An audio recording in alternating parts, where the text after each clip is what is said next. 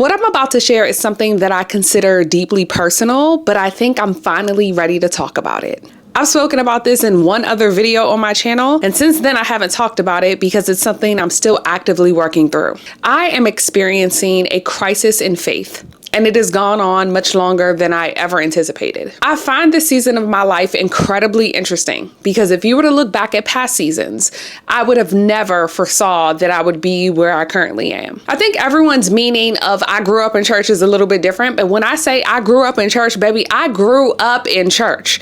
I was in church Sunday through Saturday. Even after I turned 18 and went to college, I maintained a spiritual practice. I went to a Catholic college, and after college, I found several church homes and I regularly attended church.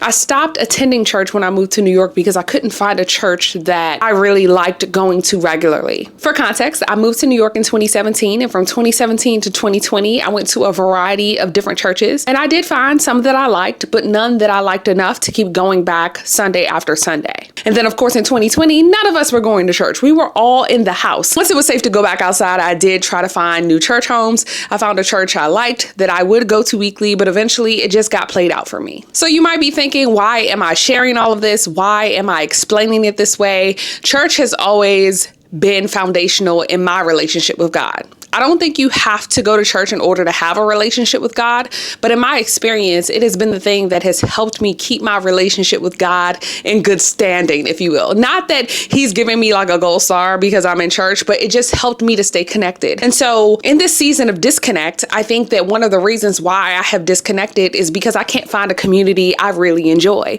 I think the other thing that has really had a tremendous impact on my wanting or willingness to go to church is seeing how church people act. I no longer have tolerance for the shenanigans. I just don't. If I'm keeping it 100% honest with you, I have experienced enough shenanigans in church for a lifetime, and I've had enough church hurt for a lifetime. I literally cannot do it. There's this pastor of a megachurch. I'm not going to say his name. I don't particularly rock with him or like what he really does. If I'm just being honest, some of it makes me cringe a little. I'm not trying to throw shade when I say that. It's just not my taste. But one thing he said recently in a message that he posted on his Instagram was that he felt like people were leaving the church and taking their talents with them and not able to use their talents within the house of God. And I very much felt that in some of the last churches that I was a part of. I felt like I wasn't able to use my creative talent within the community. And that is a real pain point, and it's one of the reasons why I have stayed away. I feel like I'm quite scattered in the point of this video, but what I am trying to say is that in 2025, one of my goals is to find a consistent spiritual practice that works for me. It may be me going to church, but it also may not be me going to church.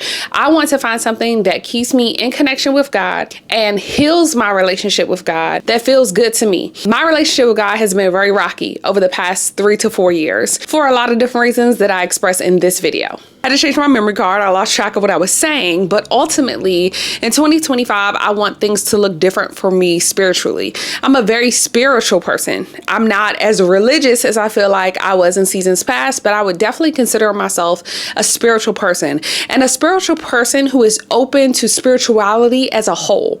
I don't like it when Christians knock down other religions and prop their religion above others. I truly believe that we should all be able to coexist with our different beliefs. And so I want to find a spiritual practice that feels good, and I don't know what it looks like. I am sure you've seen the meme that's I hope God takes me off his strongest soldiers list. I feel like I have been on that list for the past 4 years, and I don't have clarity about when I'm getting off of it. And I have really pulled back from God in a way that is so different from any other phase in my life. It has made me question what I actually believe. Do I have faith at all? I've had all sorts of questions. But here's what I'm realizing. Over the past 4 years, my mental health has taken a major decline. I think a lot of people have experienced that, to be honest. And one of the things that was beneficial for my mental health in 2024 and somewhat in 2023 was establishing certain practices. So making sure that I was moving my body more than I wasn't. I had a remote job where I worked from home every day, and you just don't realize how lonely you get working from home and how lonely you get in life working from home, not having to go to work and not having people to interact with all the time. And so I was going through a lot of loneliness, which led to depression and then just overall career disappointment. Like, I moved to New York to be a professional actor. I am a professional actor, but I am not working. And I find it to be so heartbreaking. It's something that I feel like I'm actively mourning. I haven't talked about it in a long time because every time I talk about it, I low-key get upset. I'm like, I don't want to talk about it. I feel uncomfortable. Years ago, I would have said God called me to New York to be an actor. And I'm here. I'm not acting. Part of me is like, did I hallucinate that? Was that not an actual calling? Or is it just not here yet? Or am I really called to do something else? And I just feel like the yo-yo of it all feels so unfair. And I'm growing really weary. New York is a very hard place to live. And when you are pursuing theater, it's even harder. I'm not trying to complain because I feel like every time you say something that is not 100% positive about an artistic or creative career, people are like, oh, you should be so grateful that you're an artist. And I'm here to tell you, I am grateful. I'm grateful for my creative talent. I am. And it is challenging. It's the hardest thing that I've ever done. And I would do it again. But my goodness gracious, it has challenged every part of me. I've sacrificed so much, and that's just a whole nother video. Jumping back to what I was saying about my mental health, I think the state of the world and so many other things also has contributed to that, but I feel empty. I feel empty without a spiritual practice, and it is my goal in 2025 to find one.